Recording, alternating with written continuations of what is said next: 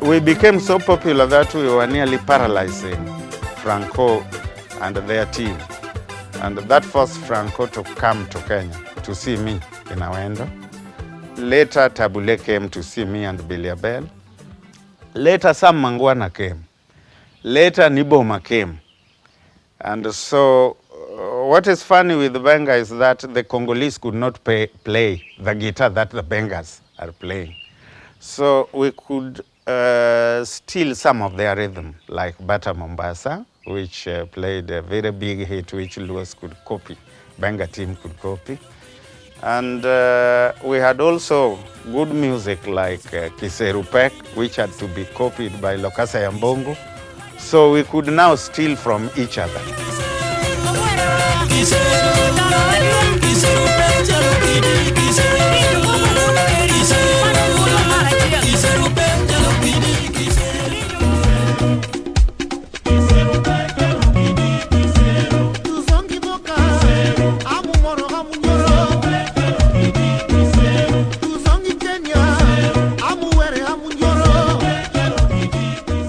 The style of playing Benga was very nice. Even if you can hear some Lingala people, some Lingala musicians. Owino Museni played a record which was singing Kisero, Pek, Chelo, Kidi, Kisero. I heard it from the Congolese record. Because the record was so nice for the Syrians to copy. So if you play Benga, if you play good music, any other musician can copy from you and play this.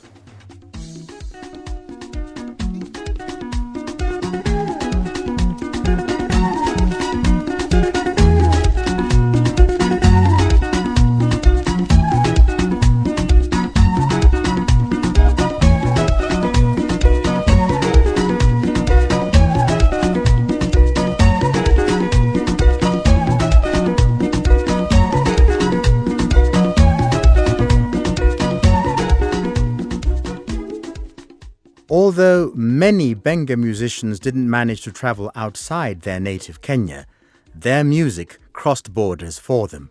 I also I played with King Jazz. The band leader was called Suleiman.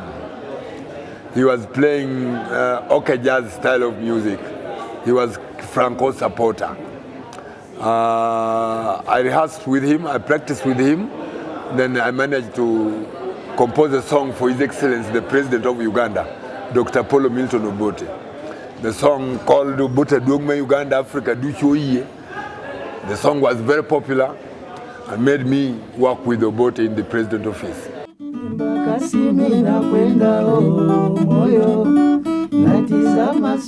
The adaptation of Lingala elements from the Congo into Luo Benga curbed in part the onslaught of Congolese Lingala music that was flooding the local market, backed by greater financial and intellectual forces. Bands like Les Mangelepa, Virunga and Les Noirs had set base in Nairobi and were paradoxically managed by Luos such as Tabu Osusa and George Opio. Congolese music was originally based on song and melody, with the solo guitar playing a major role to lead people to dance. We call this sebene. On the other hand, in Kenya, The musical accompaniment, and especially the rhythm guitar, was the driving force. Of course, we in Congo had a bit of these too, but we began to be more and more influenced by the Kenyan trend, Benga, which has long dance sections leading to the climax. This change was inevitable.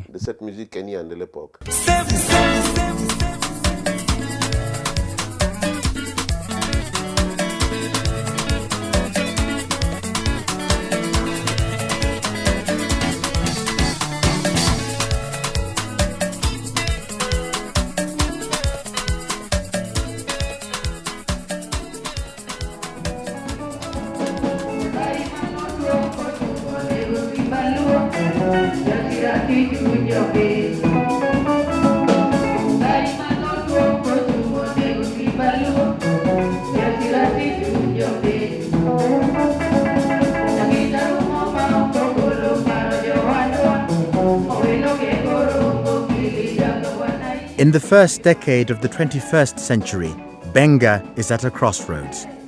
Globalization and digitalization pose serious challenges to the production, packaging, and distribution of music generally. Musicians who fail to adapt fast enough face dire consequences. I think it is dying pole because of the present setup, whereby you now have this, so many musicians, and then the techniques we are now having, electronics, and the type of instruments which are now coming up. You can now see we also have things like ohangla are now coming up, and so pole Benga is dying out. Benga is a music style that is in raw form, still in raw form. It needs now professional approach. The way they once took it and called it dombolo. While hardcore followers remain steadfast to live Benga bands, hip-hop and rap have also eaten their share into the audience. Singing in Luo, the rap duo of Giddy Giddy Maji Maji cut a niche for themselves in the early 2000s. At times, their audience would be a crossover from Benga shows. Who are you? What are you? Who the hell do you think you are? Do you know? I can't just appeal that Benga is still a very, very rich music. If it gets a better promotions and marketing, Benga will do much, much better than any other music, like rumba in Zaire. There is definitely a great big future, because one thing I know for sure is that on our field, the most interesting is a trip not so many years ago towards the southern parts of Africa. I found that Benga was played such a major role in their lives that they could actually pick songs from Benga, the western part of Kenya, and simply rewrite the lyrics in their own languages to suit their market. It means that they used to be major consumers of Benga, and they know that Benga is a sure hit. So it's up to us to realize and to be exposed more to ourselves, the actual value of our original music. I think we are exposed because we are overwhelmed by music from outside. We are a consumer society who prefer what belongs to someone else. The grass is always greener on the other side.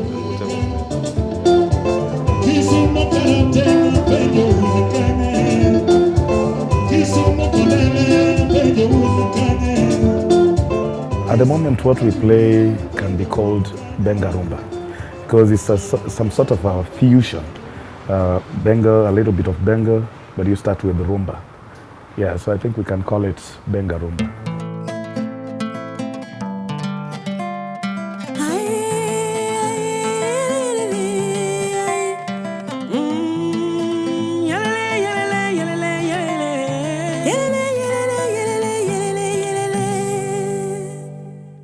My style of music is contemporary Benga. having come from western parts of Kenya, I had an interest, because I grew up listening to Benga music, and if you listen to my music now, I wanted, it's Benga, it sounds Benga, but I tried to modernize it a bit.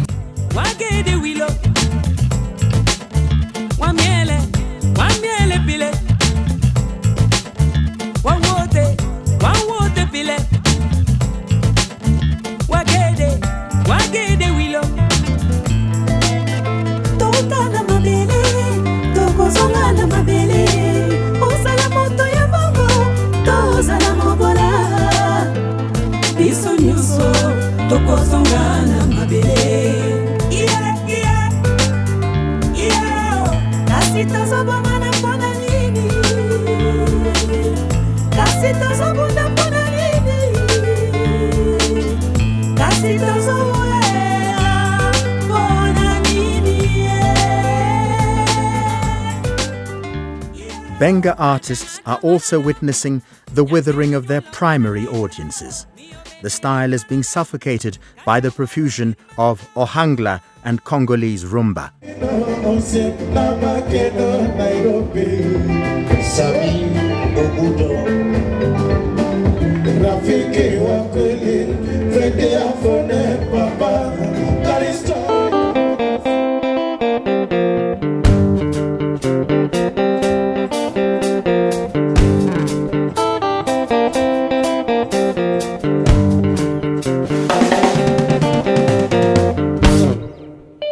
Any sort of genre of music that has lasted for a long period of time has sort of metamorphosed over the course of time, where people take a particular germ of something and develop it through constant playing of it and decide, okay, we've played it like this too many times, let's try do it this way, and it grows and it grows, and you can still hear the hints of where it's coming from.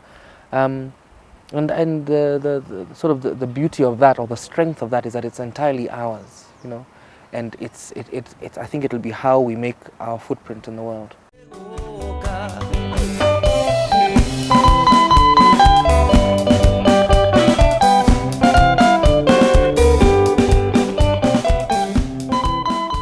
Since the staple theme of Benga music is love, the musical style has the potential for popular mobilization against sexual violence, drugs and prostitution, and pandemics such as HIV/AIDS. Dunia mbaya, rembo wa rembo, dunia mbaya, kulala inje, dunia mbaya.